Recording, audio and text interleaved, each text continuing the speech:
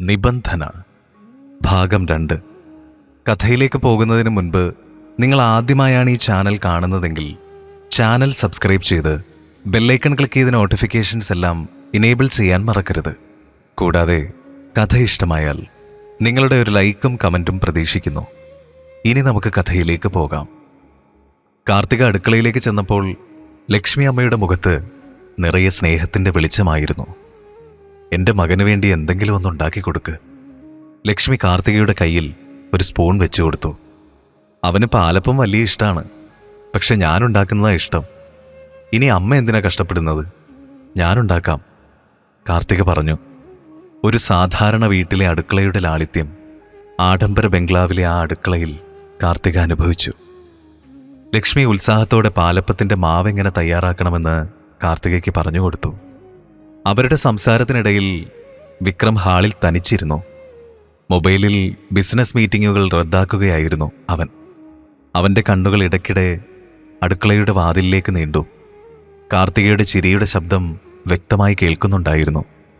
അമ്മയുടെ സന്തോഷം അവനിലൊരു സംതൃപ്തി ഉണ്ടാക്കിയെങ്കിലും ആ സന്തോഷത്തിൻ്റെ കാരണം തൻ്റെ നിയന്ത്രണത്തിലല്ലാത്ത ഈ അഭിനയമാണെന്ന ചിന്ത അവനെ അസ്വസ്ഥനാക്കി. അവനറിയാതെ കസേരയിൽ നിന്ന് എഴുന്നേറ്റ് അടുക്കളയുടെ വാതിൽക്കലെത്തി. ആഹാ, എൻ്റെ മോൻ ഇവിടെ എത്തിയോ? ലക്ഷ്മി സന്തോഷത്തോടെ വിളിച്ചു. ഇതാ നോക്ക്, കാർത്തിക എത്ര നന്നായിട്ടാ പാലപ്പം ചുട്ടെടുക്കുന്നത്. വിക്രം അടുക്കളയിലേക്ക് കയറാതെ വാതിൽക്കൽ തന്നെ നിന്നു. നിങ്ങൾ സംസാരിച്ചിരിക്കുവാണോ? കാർത്തികയുടെ കയ്യിൽ നിന്ന് പാലപ്പം വാങ്ങിക്കഴിച്ച് അമ്മയ്ക്ക് പെട്ടെന്ന് സുഖമാവണം. അതിനുവേണ്ടി തന്നെയല്ലേ ഇവളെ ഈ വീട്ടിലേക്ക് കൊണ്ടുവന്നത്. ലക്ഷ്മി ചിരിച്ചു. നീ എന്നെ വിഷമിപ്പിച്ചപ്പോൾ ഇവളാണ് എനിക്ക് സമാധാനം തന്നത്. കാർത്തിക ഒരു പാത്രം നിറയെ പാലപ്പം വിക്രമിന് നേരെ നീട്ടി.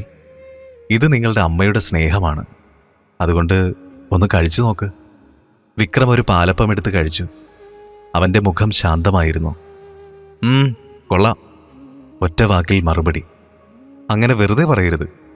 നിനക്കിഷ്ടപ്പെട്ടില്ലെങ്കിൽ പറ. നല്ലതാ അമ്മേ, എനിക്കിന്ന് ഓഫീസിൽ പോകാൻ കഴിയാത്തതുകൊണ്ട് കുറച്ച് ജോലികൾ ഇവിടെ തീർക്കാനുണ്ട്. ഞാൻ റൂമിലുണ്ടാകും. വിക്രം വേഗത്തിൽ മറുപടി പറഞ്ഞ് തൻ്റെ മുറിയിലേക്ക് പോയി. കാർത്തികയുടെ മുഖം മങ്ങി. എങ്കിലും ലക്ഷ്മി അമ്മയുടെ സന്തോഷം അവൾക്ക് ഊർജം നൽകി. ഉച്ചയ്ക്ക് ശേഷം ലക്ഷ്മി ഉറങ്ങിയപ്പോൾ കാർത്തിക പതിയെ ബംഗ്ലാവ് ചുറ്റിക്കാണാൻ ഇറങ്ങി. വിക്രം പറഞ്ഞതുപോലെ അവൾ ഈ വീട്ടിൽ നിഴൽ മാത്രമായിരുന്നു. അടുക്കളയിലും ലക്ഷ്മിയുടെ റൂമിലുമല്ലാതെ മറ്റെങ്ങും അവൾക്ക് സ്ഥാനമില്ലായിരുന്നു. പഴയകാല ചിത്രങ്ങൾ വെച്ചൊരിടനാഴി അവൾ കണ്ടു. അതിലെല്ലാം ലക്ഷ്മിയുടെയും വിക്രമിൻ്റെയും ചിത്രങ്ങൾ. വിക്രമിൻ്റെ ചെറുപ്പകാലം. ആ ചിത്രങ്ങളിലെല്ലാം അവൻ്റെ മുഖത്ത് ഒരു ചിരിയുണ്ടായിരുന്നു. സന്തോഷമുള്ളൊരു ചിരി. ഒരു ചിത്രത്തിൽ ഒരു സ്ത്രീയുടെ ചിത്രം, ലക്ഷ്മിയുമായി നല്ല സാമ്യം. ചിത്രത്തിന് താഴെ വിക്രം എൻ്റെ ഹൃദയമാണെന്ന് എഴുതിയിരുന്നു. അത് വിക്രമിൻ്റെ അമ്മയുടെ ചിത്രമാണെന്ന് അവൾക്ക് മനസ്സിലായി. അവൾ പതുക്കെ മുന്നോട്ട് നടന്നു. വിക്രമിൻ്റെ ഓഫീസ് റൂമിൻ്റെ വാതിൽ അടഞ്ഞു കിടക്കുന്നു. അതിനടുത്ത് ലൈബ്രറിക്ക് സമാനമായൊരു മുറിയുണ്ട്. എൻ്റെ ലോകമെന്ന് അവിടെ ബോർഡ് വെച്ചിരിക്കുന്നു. കൗതുകത്തോടെ അവൾ വാതിൽ തുറന്നു. അകത്ത് ധാരാളം പുസ്തകങ്ങൾ. പക്ഷെ അത്ഭുതപ്പെടുത്തിയത് അതല്ല. ഒരു വലിയ ക്യാൻവാസിൽ പകുതി മാത്രം പൂർത്തിയാക്കിയൊരു ചിത്രം. ഒരു സ്ത്രീയുടെ മുഖം. അവളുടെ കണ്ണുകൾ വിക്രമിൻ്റെ അമ്മയുടേതുപോലെ. എന്നാൽ ചുണ്ടുകൾ കാർത്തികയുടെ ചുണ്ടുകളുമായൊരു സാമ്യം. വിക്രമിൻ്റെ വരയാണെന്ന് അവൾക്ക് മനസ്സിലായി. അവൻ്റെ ബിസിനസ് ലോകത്തിന് പുറത്ത് ഒരു കലാകാരൻ്റെ മനസ്സുണ്ടായിരുന്നു. അവൾ ചിത്രത്തിൽ നോക്കി നിന്നു. ഇത്രയും തീവ്രമായൊരു സൗന്ദര്യം. അത് കണ്ടു നിൽക്കുമ്പോൾ വാതിൽ തുറന്ന് വിക്രം മേനോൻ അകത്തേക്ക് വന്നു. നീ എന്താ എൻ്റെ മുറിയിൽ? വിക്രമിൻ്റെ ശബ്ദം കടുപ്പമുള്ളതായിരുന്നു. അവൻ്റെ കണ്ണുകളിൽ ദേഷ്യം.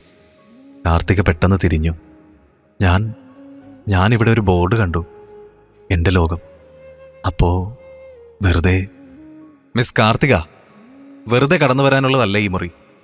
വിക്രം മുറിയുടെ വാതിലടച്ച് അവൾക്കരികിലേക്ക് വന്നു. നിന്റെ അതിര് ഞാൻ നിശ്ചയിച്ചിട്ടുണ്ട്. ഈ വീട്ടിൽ നിന്റെ സ്ഥാനം അടുക്കളയിലും അമ്മയുടെ അരികിലുമാണ്. ഇവിടെ എൻ്റെ രഹസ്യലോകത്ത് നിനക്കെന്താ കാര്യം?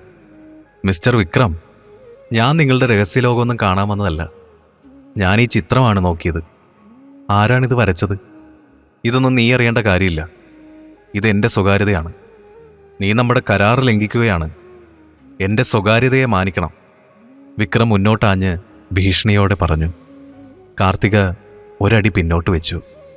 പക്ഷെ അവളുടെ കണ്ണുകളിൽ ഭയമുണ്ടായിരുന്നില്ല. സ്വകാര്യതയോ? നിങ്ങളുടെ അമ്മയുടെ മുന്നിൽ ഭാര്യയായി അഭിനയിക്കാൻ വന്ന എനിക്ക് സ്വകാര്യതയില്ലേ? നിങ്ങൾക്ക് മാത്രമേ വികാരങ്ങളുള്ളൂ. നിങ്ങളുടെ ഈ വീടിൻ്റെ ഓരോ മൂലയും എനിക്ക് അന്യമാണ്. എവിടെ പോകണം, എന്ത് ചെയ്യണമെന്നൊക്കെ നിങ്ങൾ തീരുമാനിക്കും. ഞാനിപ്പോൾ ഒരു കൂട്ടിലെ കിളിയെപ്പോലെയാ. അവളുടെ വാക്കുകൾ അവനെ ഉലച്ചു. അവൻ്റെ മുഖത്ത് ദേഷ്യം പതിയെ മാറി. എൻ്റേതാണ് ഈ വീട്ടിലെ നിയമങ്ങൾ. നീ അത് അംഗീകരിച്ചിട്ടാണ് വന്നത്. നിന്റെ കുടുംബത്തിന് വേണ്ടി. എൻ്റെ കുടുംബത്തിന് വേണ്ടി ഞാൻ എൻ്റെ ജീവിതം വിറ്റതാണ്. അതുകൊണ്ട് എനിക്ക് വേണ്ടിയാണ് ഞാനിപ്പോൾ ചോദിക്കുന്നത്. ഒരു വർഷം ഞാൻ ഈ വീട്ടിലൊരു മനുഷ്യജീവിയാണ്, അല്ലാതെ നിങ്ങളുടെ ബാധ്യതയല്ല. എനിക്കിഷ്ടമുള്ളൊരു സ്ഥലത്ത് എനിക്ക് ഇരിക്കാൻ കഴിയണം. അത് നിങ്ങൾ വരച്ച ഈ ചിത്രമുള്ള മുറിയാണെങ്കിൽ പോലും. വിക്രം അവളെ തുറച്ചു നോക്കി. അവൻ്റെ തണുത്ത കണ്ണുകൾ ഒരു നിമിഷം ആളി. ആ, ഓക്കെ, അവൻ ശാന്തമായി പറഞ്ഞു. ഇത് ലൈബ്രറിയാണ്. നിനക്കിവിടെ ഇരുന്ന് പുസ്തകങ്ങൾ വായിക്കാം. പക്ഷെ ഒരു കാര്യം ഓർക്കുക, ഈ മുറി എൻ്റെ ലോകമാണ്. ഇവിടെ എൻ്റെ നിയമങ്ങൾ മാത്രമേ നടക്കൂ. എൻ്റെ അനുവാദമില്ലാതെ ഈ ചിത്രത്തിൽ തൊട്ടുപോകരുത്. കാർത്തികയുടെ നെഞ്ചിലൊരു കൊള്ളിയാൻ മിന്നൽ. അവൾക്ക് കിട്ടിയ ചെറിയ സ്വാതന്ത്ര്യം. മിസ്റ്റർ വിക്രം, നന്ദിയുണ്ട്. അവൾ പോകുമ്പോൾ അവൻ ആ ചിത്രത്തിലേക്ക് നോക്കി. കാർത്തികയുടെ കണ്ണുകളിൽ അവൻ കണ്ട ദൃഢത. അത് ഞാൻ വരയ്ക്കുന്ന ഈ ചിത്രത്തിന് ആവശ്യമായ ഭാവമാണോ? ഈ കളി തുടങ്ങിയിട്ടേ ഉള്ളൂ കാർത്തിക, അവൻ സ്വയം പറഞ്ഞു. ഒന്നുകിൽ നീ എൻ്റെ ലോകം അംഗീകരിക്കും, അല്ലെങ്കിൽ ഈ അഭിനയത്തിന് അതിരുകളുണ്ടാവും. രാത്രി ലക്ഷ്മി അമ്മയെ ഊട്ടി ഉറക്കിക്കഴിഞ്ഞ് കാർത്തിക തൻ്റെ മുറിയിലേക്കെത്തി. കഴുത്തിലെ താലി അവൾക്കൊരലങ്കാരമായിരുന്നില്ല, അതൊരു ഭാരമായിരുന്നു. കണ്ണാടിക്ക് മുന്നിൽ നിന്നുകൊണ്ട് സിന്ദൂരം തുടച്ചു മാറ്റുമ്പോൾ അവളുടെ കണ്ണ് നിറഞ്ഞു. അവൾ വിക്രമിൻ്റെ മുറിയുടെ വാതിലിലേക്ക് നോക്കി. തണുത്ത ഒരു ഭിത്തി. പെട്ടെന്ന് വാതിൽക്കൽ ഒരു മുട്ട് കേട്ടു. അവൾ വാതിൽ തുറന്നു. വിക്രം. അമ്മ ഉറങ്ങിക്കാണും. ബാക്കി കാര്യങ്ങൾ ഞാൻ വ്യക്തമാക്കാം. നാളെ എൻ്റെ ഒരു ബിസിനസ് പങ്കാളിയുമായി നമ്മളൊരു അത്താഴ വിരുന്നിന് പോകണം. അവിടെ വെച്ച് നീ എൻ്റെ ഭാര്യയായിട്ട് തന്നെ പെരുമാറണം. വളരെ സ്നേഹമുള്ള ഭാര്യയായിട്ട്. വിക്രമിൻ്റെ വാക്കുകളിൽ ഒരാജ്ഞയുടെ സ്വരമുണ്ടായിരുന്നു. കാർത്തികയുടെ നെറ്റി ചുളിഞ്ഞു.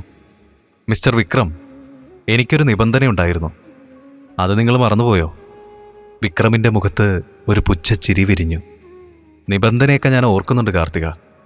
പക്ഷേ എൻ്റെ ഭാര്യയെ കൂടെ കൂട്ടുന്നതിൽ നിങ്ങൾക്ക് എന്താണ് തർക്കം? കാർത്തിക, നിന്റെ അഭിനയം ഇവിടെ ചെയ്താൽ മാത്രം പോരാ, പുറത്തും ചെയ്യണം. അതുകൊണ്ട് ഞാനൊരു വേശ്യയുടെ വിലപേശലല്ല, ഒരു ഭാര്യയുടെ അവകാശമാണ് ചോദിച്ചത്. എൻ്റെ കൂടെ പുറത്തു പോകുമ്പോൾ ആരെങ്കിലും എന്നെ സംശയിച്ചാൽ എനിക്ക് പരിഹാസമാവരുത്. ഒരു കാര്യം ഉറപ്പുവരുത്തണം. നാളെ എൻ്റെ കയ്യിൽ തൊട്ട് നിങ്ങൾ സംസാരിക്കുമ്പോൾ ആ സ്പർശം വെറും അഭിനയമായിരിക്കരുത്. ഒരു നിമിഷത്തേക്ക് നിങ്ങളുടെ ഭാര്യയാണ് ഞാനെന്ന് സ്വയം വിശ്വസിക്കണം. വിക്രം അവളെ തുറിച്ചു നോക്കി. അവൻ്റെ കണ്ണുകളിലൊരു വെല്ലുവിളി ഉണ്ടായിരുന്നു. നീ ഒരുപാട് ദൂരേക്ക് പോവുകയാണല്ലോ കാർത്തിക, അവൻ ചോദിച്ചു. നിങ്ങൾ നൽകിയ 20 കോടിയുടെ ദൂരം മാത്രമേ എനിക്കുള്ളൂ മിസ്റ്റർ വിക്രം. അവൾ വാതിലടച്ചു. വിക്രം മേനോൻ ദേഷ്യത്തോടെ തൻ്റെ മുറിയിലേക്ക് പോയി. അവൻ്റെ ചിന്തകൾ തീക്കനൽ പോലെയായിരുന്നു. ഈ പെൺകുട്ടി, അവൾ തൻ്റെ നിയമം മാറ്റിയെഴുതാൻ ശ്രമിക്കുകയാണ്. അവൻ ഉറങ്ങാൻ വേണ്ടി കിടന്നു. പക്ഷെ കണ്ണടക്കുമ്പോൾ അവൻ്റെ മനസ്സിലൊരു ചിത്രം തെളിഞ്ഞു. കാർത്തികയുടെ കണ്ണിലെ ദൃഢതയും അവളുടെ ചുണ്ടിലെ പുഞ്ചിരിയും. നാളെ അവൻ്റെ മുന്നിലൊരു വെല്ലുവിളിയുണ്ട്. ഒരു ദിവസത്തേക്ക്, ഒരു നിമിഷത്തേക്ക് അവൻ കാർത്തികയെ തൻ്റെ ഭാര്യയായി അംഗീകരിക്കണം. തുടരും. വീഡിയോ ഇഷ്ടമായെങ്കിൽ ലൈക്ക് ചെയ്യാനും ഷെയർ ചെയ്യാനും സബ്സ്ക്രൈബ് ചെയ്യാനും മറക്കരുത്.